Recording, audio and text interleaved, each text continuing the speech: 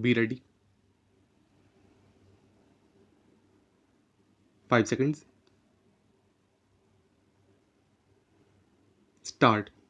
Madam Chairman, I am glad that we are having a debate on the European Common Market. I wish that it had taken place earlier.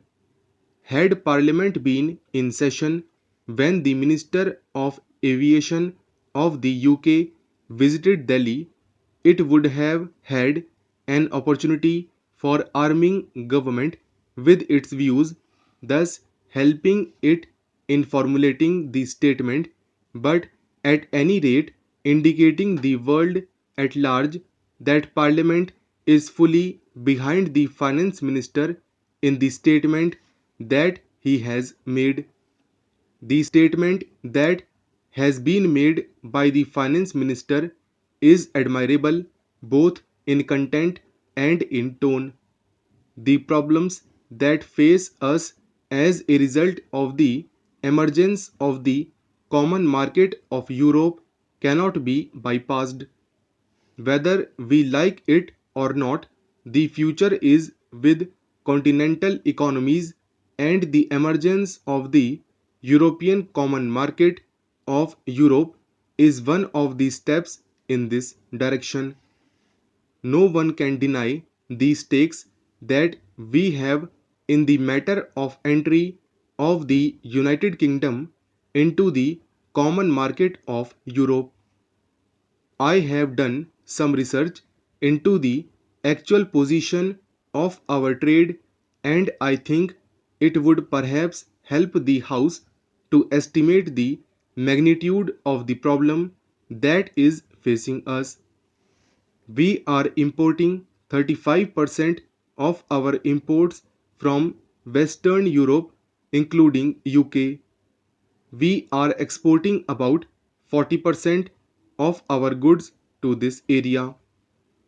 We have a large interest in the outcome of UK's entry into the common market and the terms on which she proposes to enter into the common market.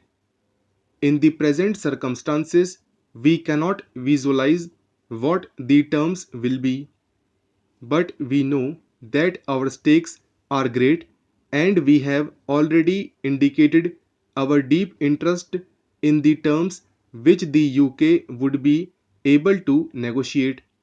But having made our standpoint clear, it would be unbecoming of us to do anything else except to be prepared for all eventualities.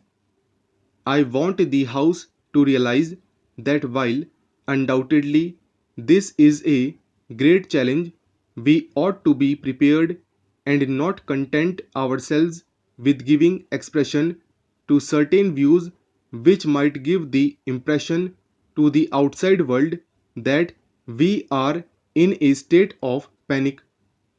To suggest, for instance, that the pattern of our trade should be changed overnight is not realistic. A changeover in trade is no solution. My honorable friend Shri Krishna Reddy pointed out that our balance of payments was made unfavorable with Germany. I know that it has been unfavorable, and while partly this is due to Germany imposing very high tariffs, let us realize that we have had to depend for aid and capital from the developed countries, notably Germany, and as such, our balance of payments is bound to be unfavorable. It has been recommended by my friend that we ought to think of the pattern of trade being changed so that the Eastern European countries might be our main customers. Before us, the advantages of rupee credit and rupee payments are dangled. I only want to sound a note of caution. While it is true that from the point of view of our immediate difficulties, rupee payments offer a solution in the sense of imports not being a current draft on our foreign exchange resources, we ought not to suffer from the delusion that we are getting something for nothing, nor can we think that these rupee payments which are made may not work to our disadvantage. I do not propose to go into this question today since the issues that merit consideration are different.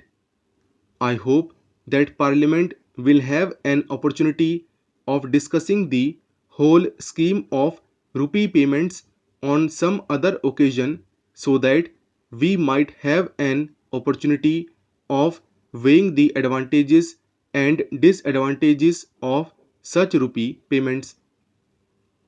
No one for a moment objects to diversified pattern of trade, a structure of trade which is not dependent on any particular grouping of nations.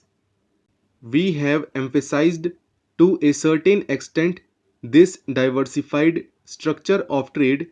Probably in the future we have to emphasize it even more. But what is the position today?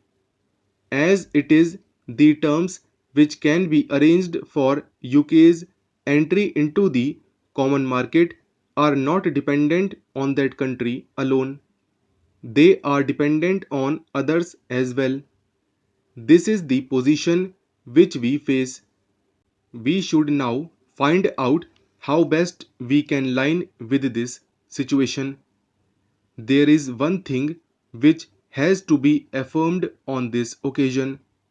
I hope Parliament will affirm it because there is a danger of our overlooking it to the extent that we suffer by the new groupings in Europe.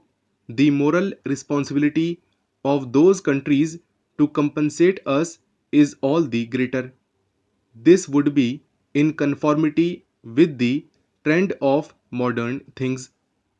In a modern welfare state, if an individual derives a benefit and others suffer injury, there is a principle of compensation or reparation that comes into operation in such a case.